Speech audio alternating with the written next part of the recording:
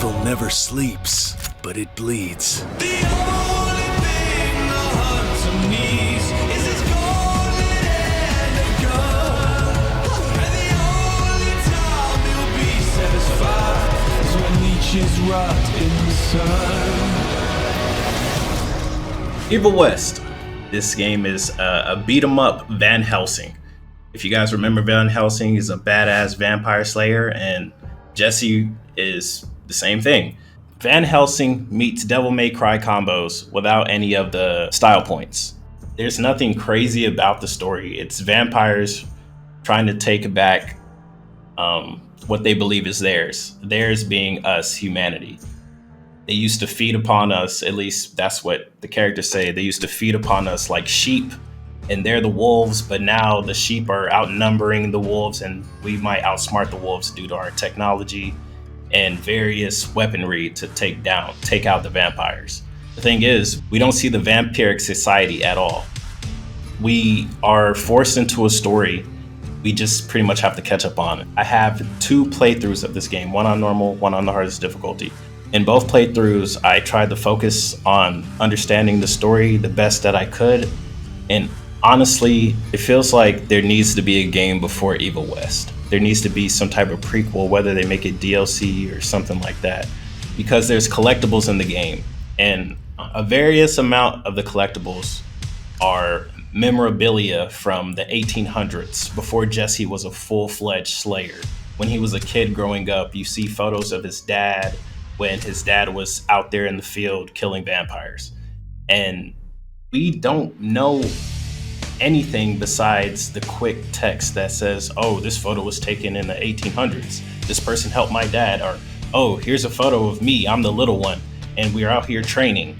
I mean, it'd be nice if we could actually see that or get some type of story to let us know where these vampires even came from. Were vampires here the whole time? Are they a genetic mistake? Later on in the game, you actually go to the Jesse's headquarters. You end up in a room full of decapitated vampire heads, and the agency has come up with a way to reanimate the vampiric heads for, I'm guessing, interrogation reasons. They want to know what the vampires are up to, and it's a large room full of, if not hundreds, probably thousands of heads. And I want to know why. Why are they chopping out their heads? Why are they reanimating the heads? I'm assuming it's for information, but we don't know anything about the vampiric organization. How many of them are there?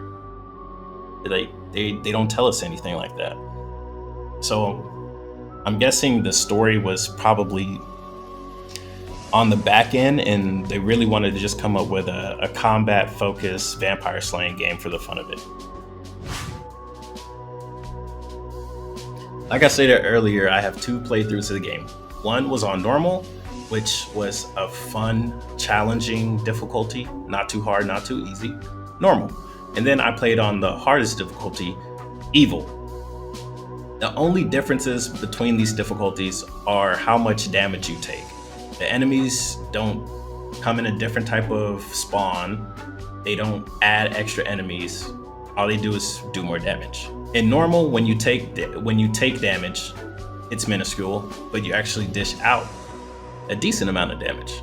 On the hardest difficulty, you dish out less damage, you take more damage. So what does that make you do?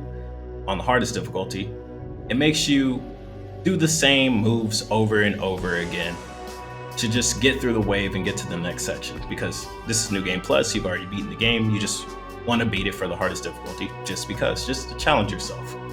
And normal, when you're actually doing combos and unlocking them through the level up system, you just end up having more fun with the game.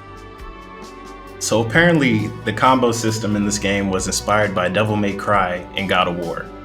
The one thing that would honestly make me believe that more is if they decided to put a score system like in Devil May Cry or in Bayonetta or any other action game like this that's very combo heavy.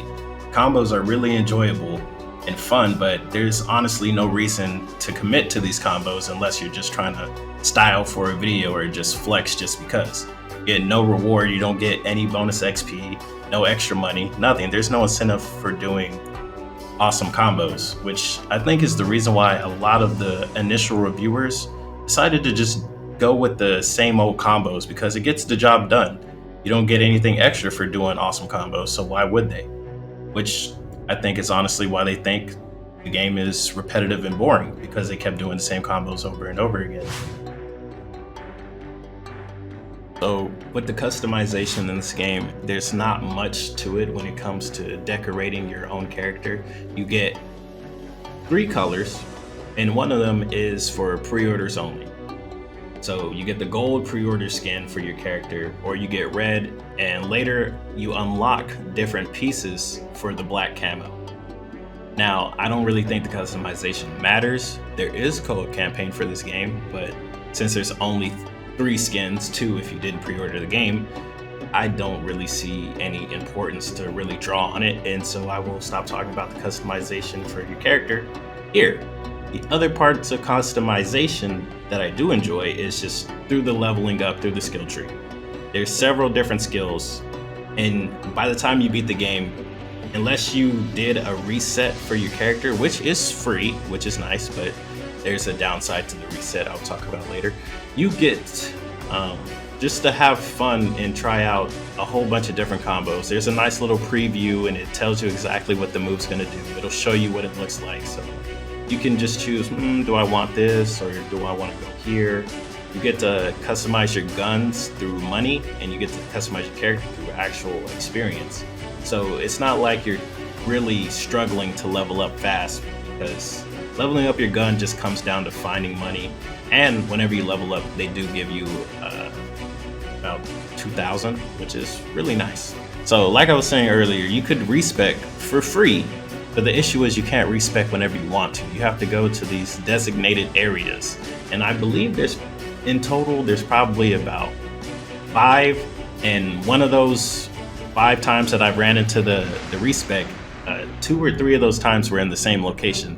The base. So you get 2 out in the field and you get 1 at the base. So that's pretty annoying. I wish there was respec on the fly whenever you wanted to. It definitely would have made it more fun to especially just try out different builds and different skills, especially on your first playthrough. By the time your first playthrough is over, you will still have like 10 to 15 other skills you could still unlock. All right, so it's a linear game. You do have this marker to tell you where to go, but several times in the story, the marker's gone. And there's multiple split paths. And with games like this, you don't automatically want to go the right way. You want to go the wrong way so you could either get some loot, maybe get a collectible, maybe get a level up point. And several times, I'm like, am I going the wrong way? I hope I'm going the wrong way so I can get some good loot. Because one of the good things with this game, if you do go the wrong way, you are rewarded. There's no go the wrong way, oh, you hit a dead end, turn around, go back. It's, oh, you went the wrong way, here's a reward. It makes you want to look for those rewards, but if you keep going the right way on accident, you'll get locked out and you won't get to go back to explore to go get the right thing. So that's where my issues come with it. I wish they did tell you where to go so I could purposely not go that direction. Very strange thing to hear, but I mean, it makes sense. You want to go get some loot. I kind of want to go get the loot. I don't want to go to continue the story. But besides that, with level design, there are a couple puzzles in the game. They're not difficult, and they reuse the same puzzle a couple times. It's a puzzle where you have to put electricity on your body and quickly run to a switch to activate the electricity. And you got to do this a couple times. Maybe move a cart here, move a cart there, go up. But regardless, you just need to put electricity on your body, go hit the switch. Simple, it's fine. It does feel like padding, but at the same time, I think the game is long enough. I think it's too long. Other people will say, oh, it's not 10 hours, it's too short. My opinion is the game is long. The puzzles didn't really add much time to it. Even when I didn't know the puzzles by heart, it still took me about 2 minutes to do each one. So it wasn't that long, it wasn't that difficult. There was only one actual puzzle in the game.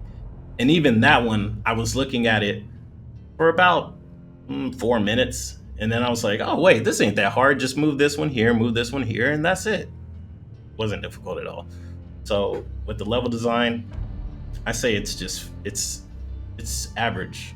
It's nothing crazy.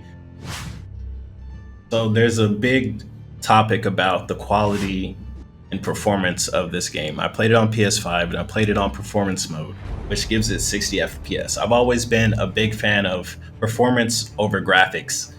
And personally, I think Evil West run, I would say almost perfectly. There's been probably 2 times when the frame rate has dropped. And one time when it did drop to 15 frames. I was stuttering, and it happened while the enemies were loading in. Besides that, the game runs absolutely fine, and I kind of understand why a lot of people are upset with the developers deciding to lock either you play, even like on the PS5 and the Xbox Series S, either you play at 60 FPS or you play in 4K. Why can't we get 4K 60 FPS or 2K 60 FPS? I don't think the graphics in this game are mind-blowing. They do look good at some instances, like in the night stages, and then you have the fire and stuff like that. The game does look good during those areas. But like in the first stage, there's fire everywhere. The frames weren't dropping, but you know, the flames were everywhere. The graphics were going crazy. But nothing, it's nothing crazy when it comes down to like performance dips or drops or anything like that. My final verdict, final score of Evil West is a 7 out of 10. And on the hardest difficulty, 6.5. Why I would give it a 7 and not an 8? Because it's just straightforward. There's nothing crazy interesting about the game. The combat's good, but it's not rewarding. You don't get anything for doing great combos. So I see why a lot of people would say it's boring and repetitive, because it definitely is when you're just trying to be optimal. There's no reward for doing the cool combos, and I think that was the big selling point for me personally. I look at the gameplay, I see these uppercuts, and I see these shoryukens, I see all this stuff, I see the gunplay, I see you do an uppercut, shoot them a couple times, and then, you know, stomp them on the ground, do the electric moves, and you're teleporting everywhere, and you're cutting them open. It's cool to do it, but there's no reward for doing it. You know, it's like if you played GTA and you did the stunt jump, but it doesn't go in slow motion. You just jump the ramp, okay, cool, and that's it. Congratulations. There's no oomph. There's nothing to make me go, man, that was epic. Let me keep doing it, besides the fact that I'm doing it and I like it. And I'm doing it for a video, so of course I'm trying to make it look good. But if I was just playing it alone, why would I even try and make it look good? It's one of those games where you play it one time and then you play it on New Game Plus because you had a good time. And then you never play it again, because what's the point of coming back? Alright guys, thanks for watching. Let me know if you picked up Evil West, did you enjoy it? But let me know in the comments below. It's your boy Miz, comment, rate, subscribe, and I'll see you guys next time.